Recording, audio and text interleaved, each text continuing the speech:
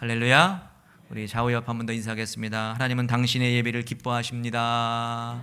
하나님은 당신의 예배를 기뻐하십니다. 축복합니다. 환영합니다.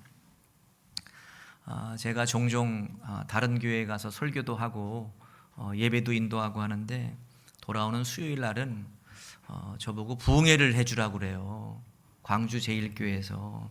그래서 저는 부흥사도 아니고 그냥 우리 교회에서만 좀 하지 바깥에서는 잘 안 나갑니다. 그랬더니 특별히 좀 부탁을 해서 수요일 날 가게 됐습니다.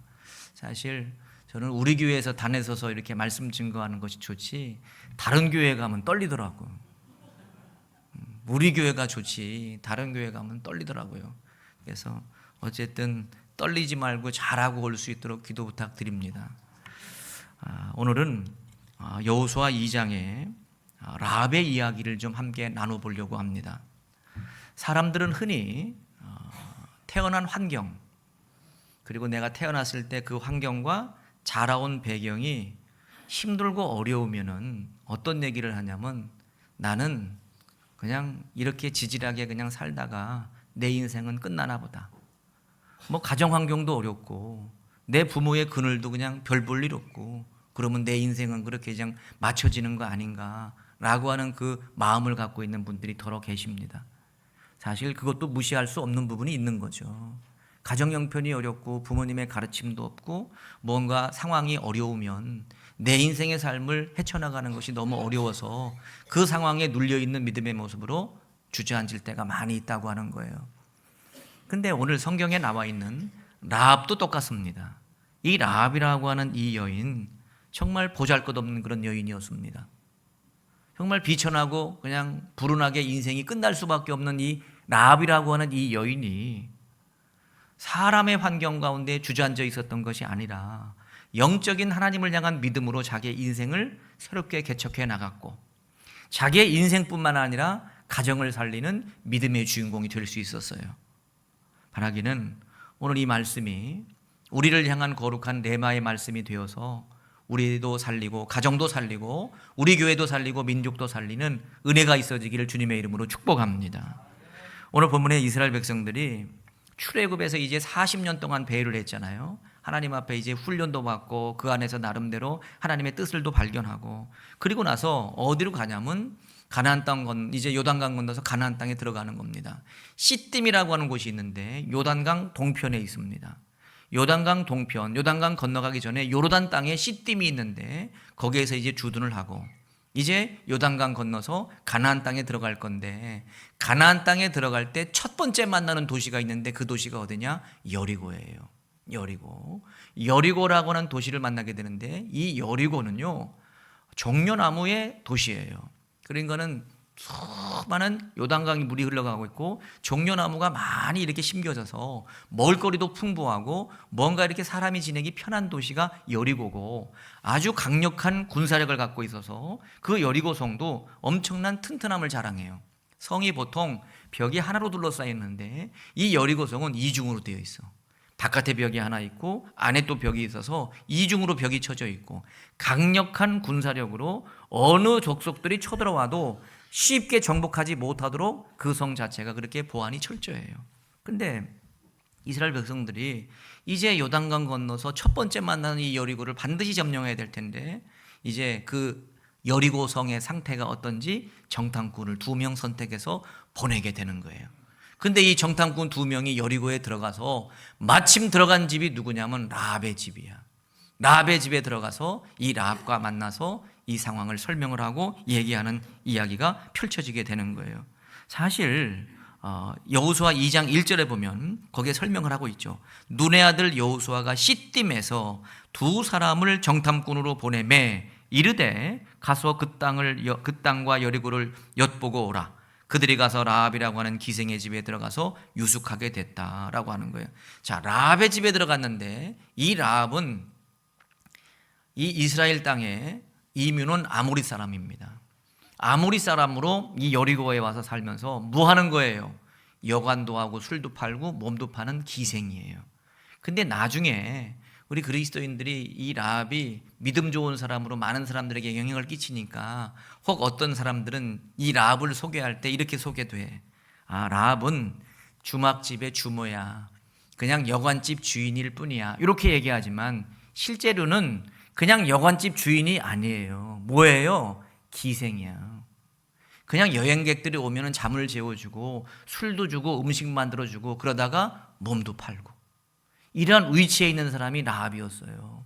그러니 사람들이 제대로 된 사람이라고 봅니까?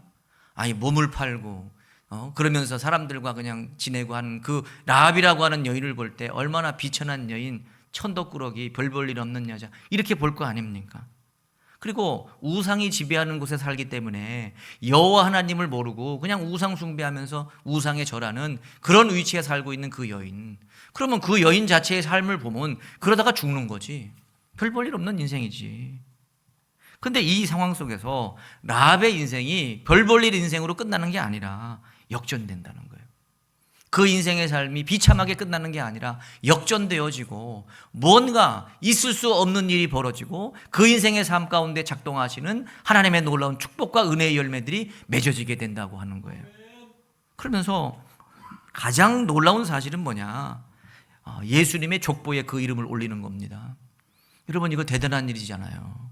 자, 마태복음 1장 5절과 6절 말씀 보면, 자, 5절과 6절을 우리 같이 읽어봅니다. 시작. 살몬은 라합에게서 보아스를 낳고, 보아스는 루sek에서 오벳을 낳고, 오벳은 이새를 낳고, 이새는 다윗 왕을 낳으니라 라고 되어 있어요.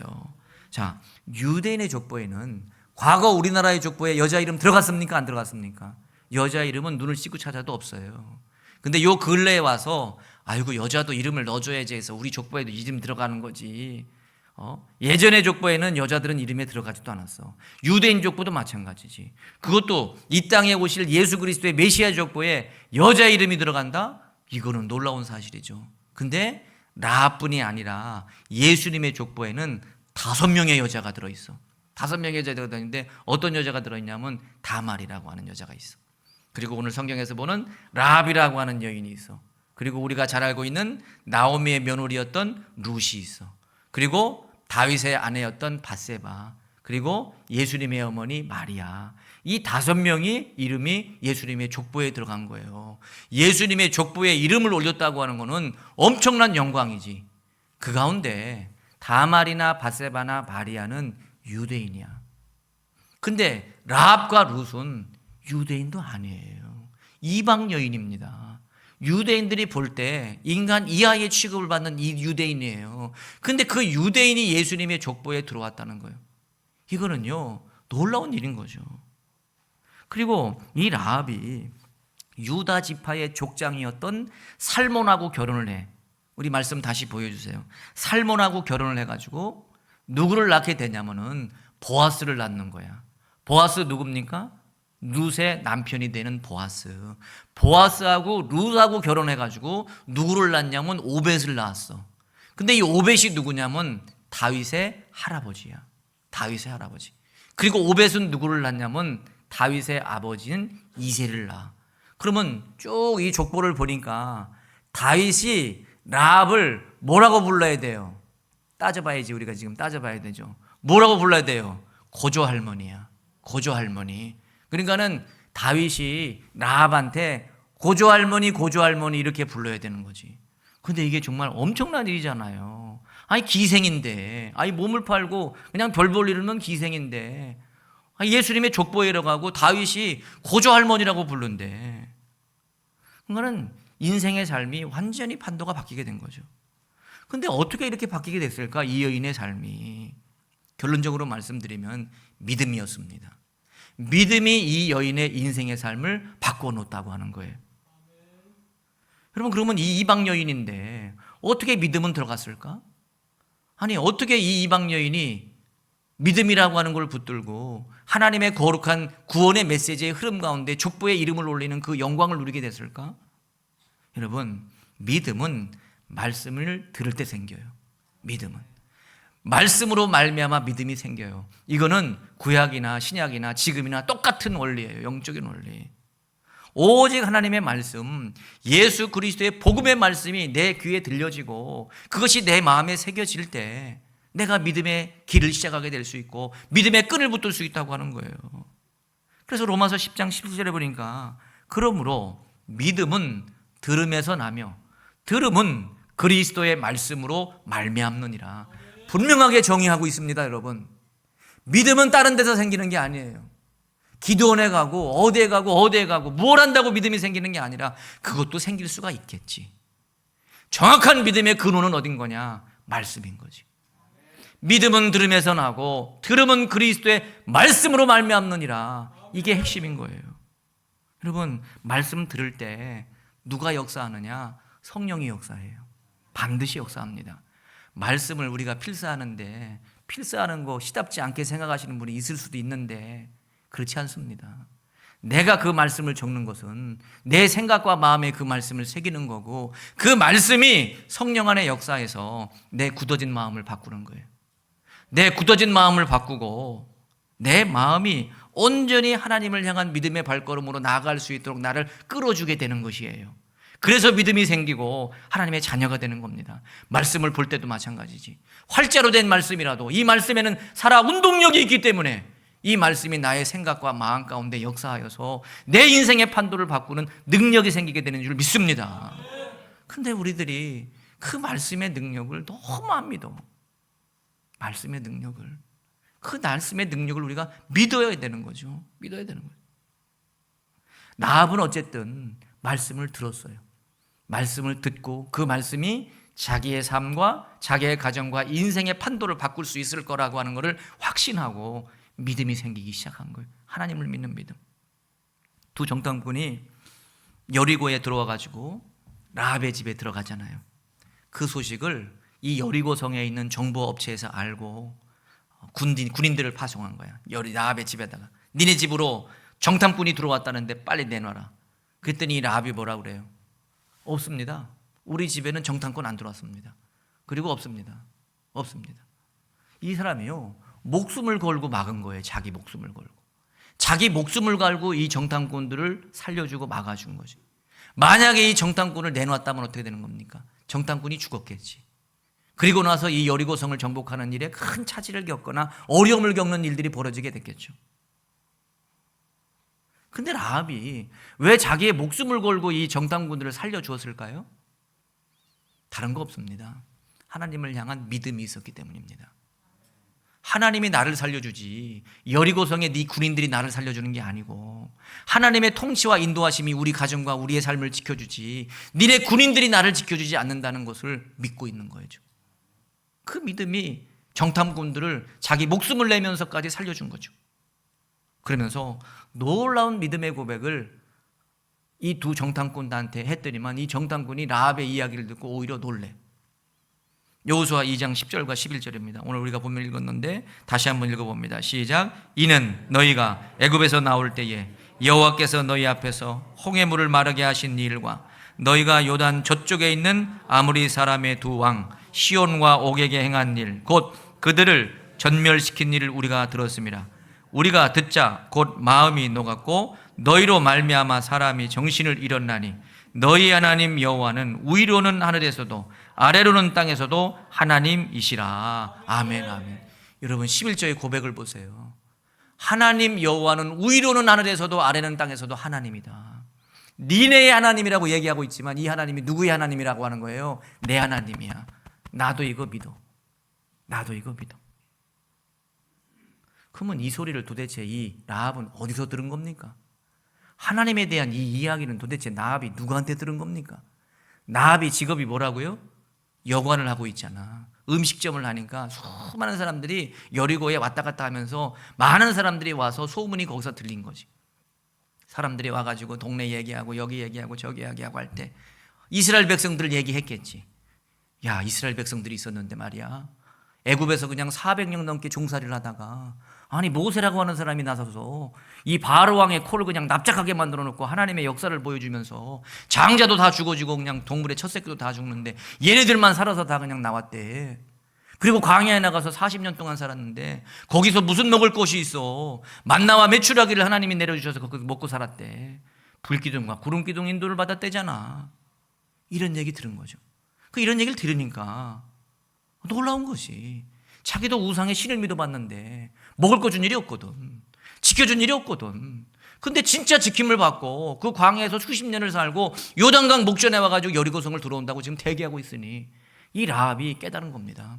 그 말씀을 듣고, 그래, 내가 믿는 이 신은 진짜 하나님이 아니었네, 내가 믿는 이 신은 가짜였네, 진짜가 여기 있었네 라고 하는 것을 믿은 겁니다. 믿은 거예요. 그래서 이 고백을 하잖아요. 하늘과 땅의 하나님은 그 하나님 하나뿐이다. 그러니까 이 두 정탐꾼이 그 얘기 듣고 놀란 거지. 자기네 동네에서도 이렇게 얘기하는 사람이 없는데 이 라합이 이렇게 얘기하니까 더 놀라는 거야. 그러면서 뭐라고 얘기하느냐, 라합, 당신 말이야, 우리가 여리고성을 정복할 건데 반드시 이 성이 함락돼. 이 함락될 때 니네 집은 하나님 앞에 구원받는다. 우리가 약속한다. 그리고 방법을 제시했는데 그 방법이 뭐냐, 여호수아 2장 18절입니다.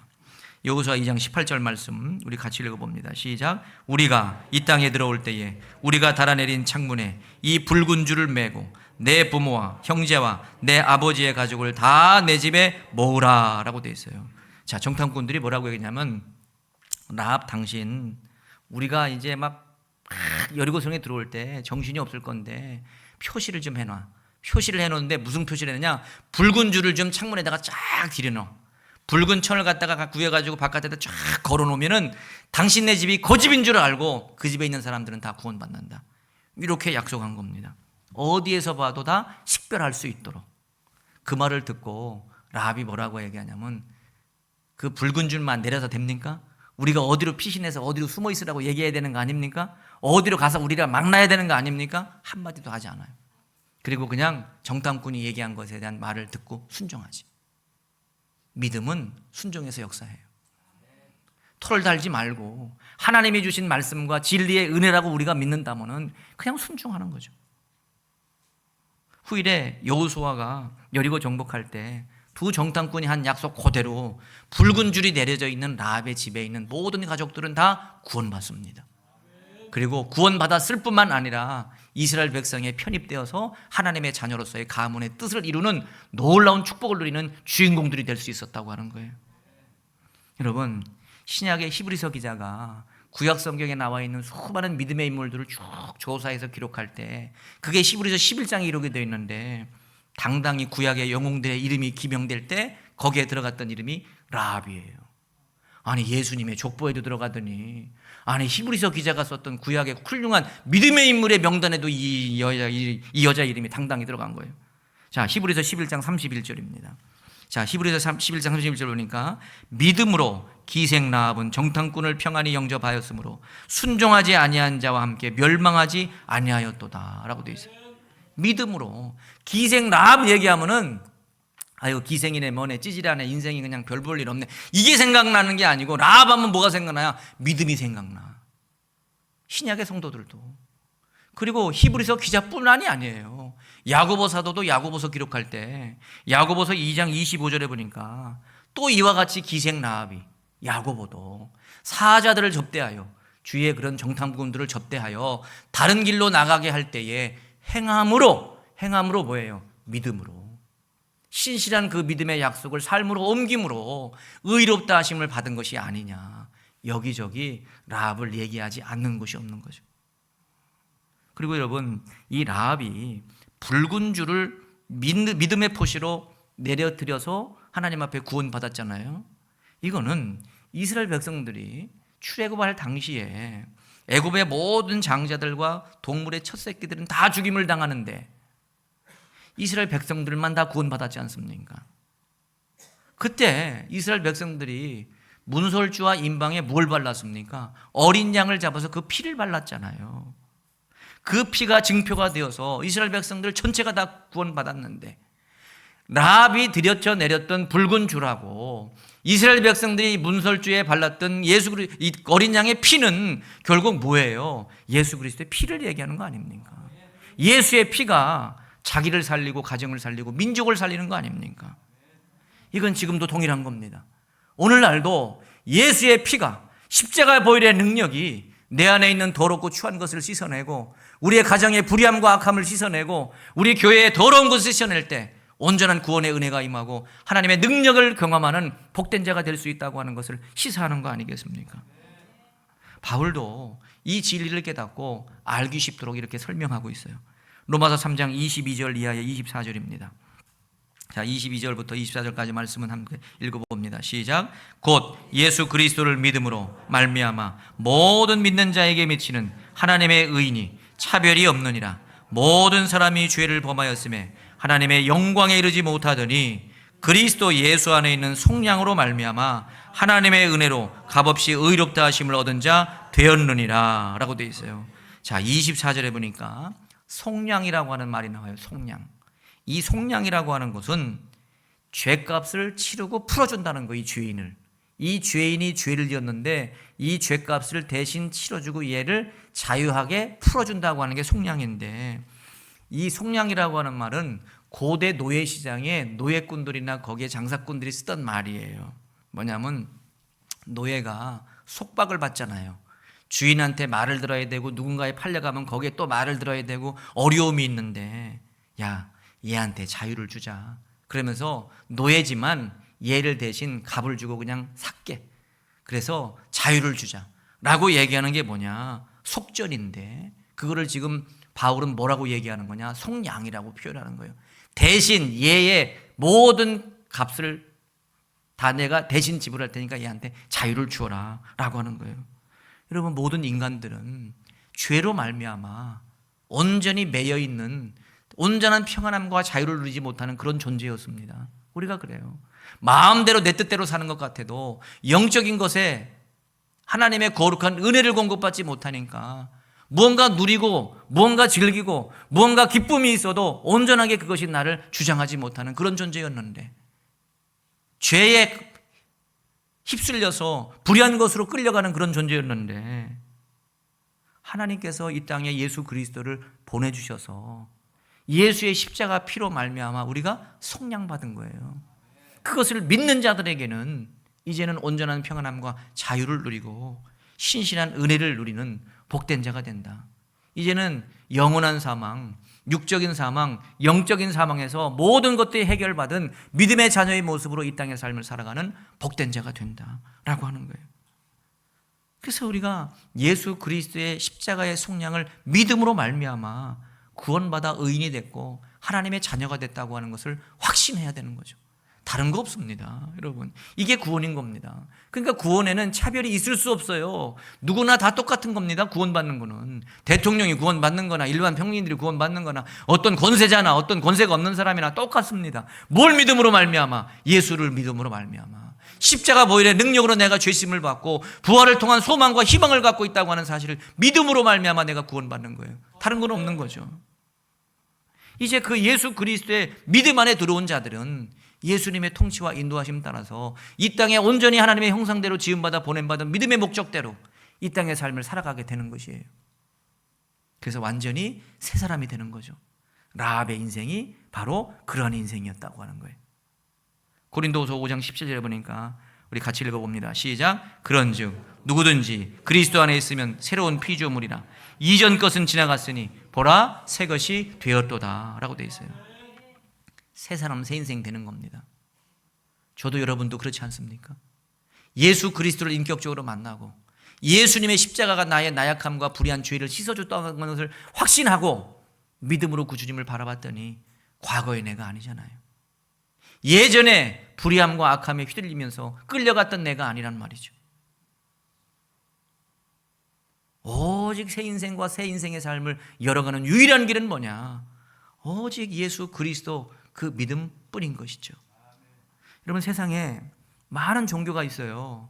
힌두교도 있고 이슬람도 있고 불교도 있고 유교도 있고 무슨 천도교도 있고 여러 종교가 있습니다.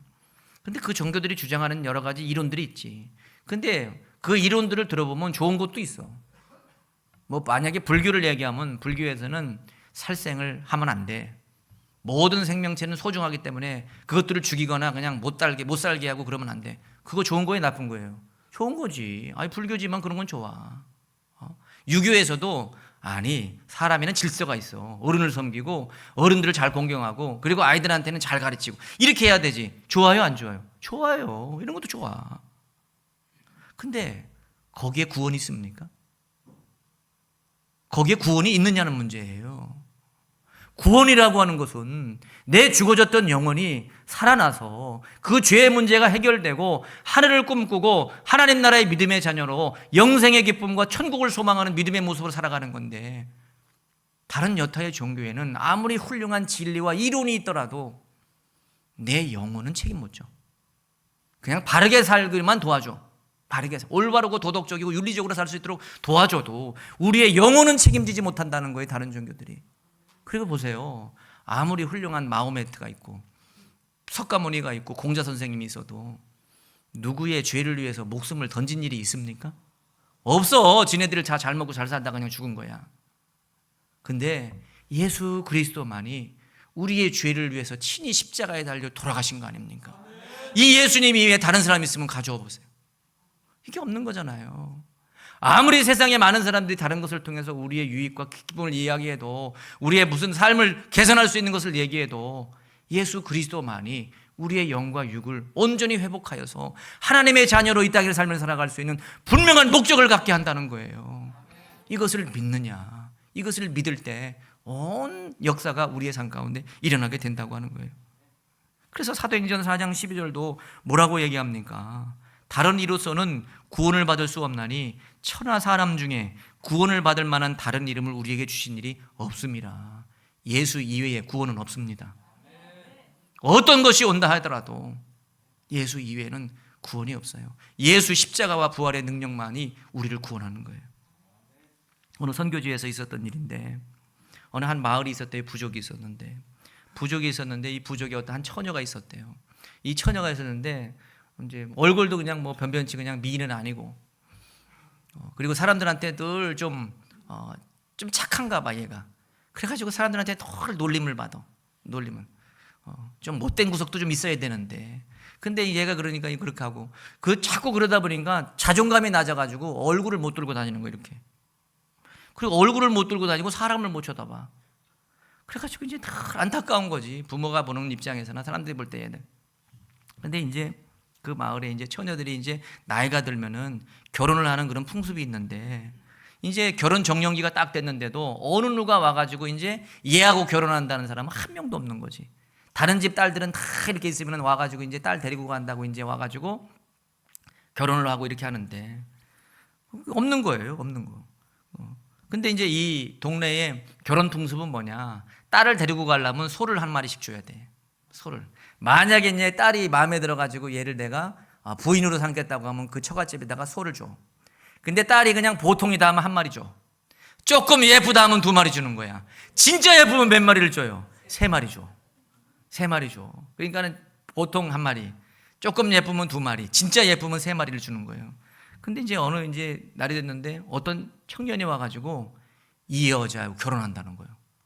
사람들은 다 별로라고 얘기하고 자존감도 떨어지고 그냥 늘 고개 숙이고 다니는 이 여자한테 얘하고 결혼한다고 하는 거지. 그러면서 소를 몇 마리 갖고 왔냐면 8마리를 갖고 왔어.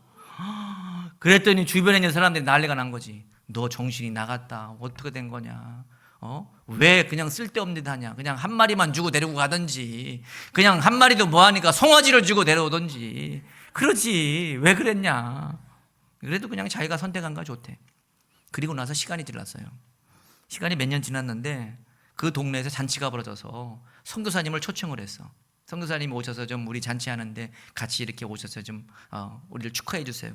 잔치집이 이제 벌어져가지고 선교사님이 갔더니 동네에서 진짜 큰 잔치가 벌어졌는데, 무슨 잔치냐면 우리 동네에 공을 세운 사람을 기쁘게 해드리고 칭송하는 그런 잔치가 벌어진 거예요.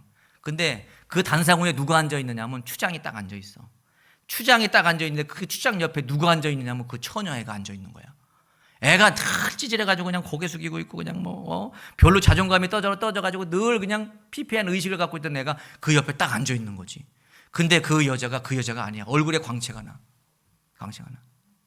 근데 나중에 보니까요, 이 청년도 예수님 믿는 청년이었고, 그리고 이 처녀도 이 청년을 만나서 예수님 만난 거예요.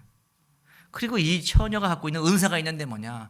잘 들어주는 은사, 그리고 사랑으로 보듬는 넉넉한 마음이 있었던 거야. 그래가지고 동네에 소외되고 어렵고 힘든 애들과 고아들과 과부들을 그렇게 잘 돌보니까 동네에서도 소문이 났어. 얘가 참 대단한 애다. 우리 동네를 살리고 우리 동네를 이렇게 아름답게 만드는 그런 인물이다 라고 얘기하는 거예요.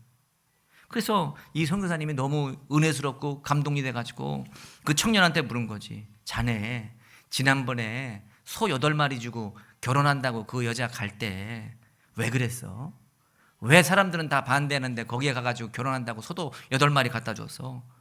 그랬더니 그 청년이 하는 얘기를 들어보세요. 선교사님, 저는 그 여인을 볼 때 하나님이 보시는 가치를 보았어요. 다른 사람은 다 안 된다고 얘기하고 얘는 별 볼 일 없다, 얘는 그냥 쓰잘데기 없다, 얘는 송아지 값도 못한다, 이렇게 얘기할 때 하나님의 형상대로 지음받아 이 땅에 보냄받은 이 여인이 하나님을 향한 가치가 있다고 하는 걸 봤어요. 예수님이 저를 사랑하셔서 하나님의 자녀가 되게 하시고 하나님의 영광을 드러내는 거룩한 믿음의 자녀로 삼아주셨는데 저 여인에게도 그 상황이 없을까? 그러면서 그 여인을 다 소외시켰지만 자기는 그 여인을 선택했다는 거예요. 여러분, 예수님 안 믿으면 이런 일은 없어요.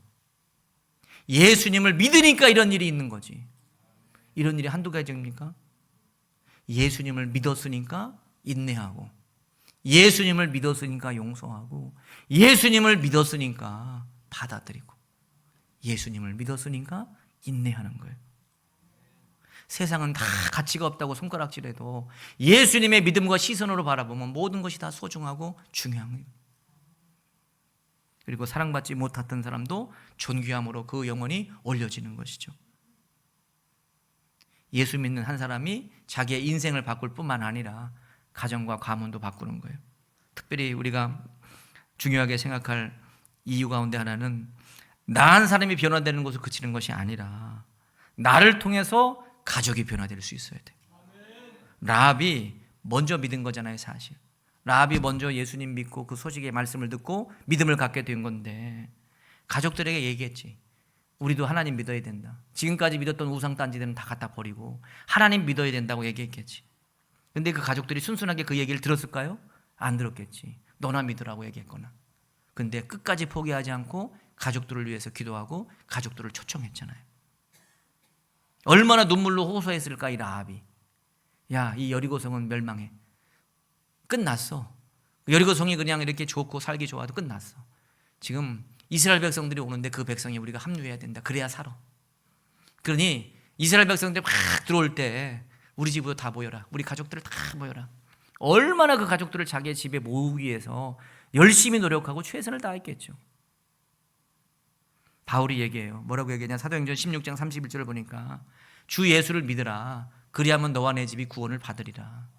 이거는요, 내가 믿으면 우리 집이 자동적으로 예수 믿는 가정이 된다? 이 얘기가 아니에요. 내가 먼저 예수님 믿었으니까 우리 가족이 예수님 믿을 수 있도록 최선을 다해서 노력해라는 거예요. 이게 최선을 다해서. 내가 먼저 믿음으로 구원받고 열심히 복음을 증거하고 그 복음의 뜻을 온전히 심령들이 붙들어서 믿음의 가정으로 복된 가정으로 세우라 라고 하는 그런 말씀입니다. 여러분, 라합은 하나님을 만나서 인생이 완전히 달라졌어요. 오직 예수 그리스도를 향한 믿음으로 인생의 판도를 바꿨어요. 믿음으로 하나님의 편에 서고 믿음으로 붉은 줄을 내리고 믿음으로 구원받고 가족이 온전히 하나님의 자녀가 되는 은혜를 주셨습니다. 여러분, 5월달 가정의 달인데 여러분의 가정은 뭘로 회복이 되고 세워져요?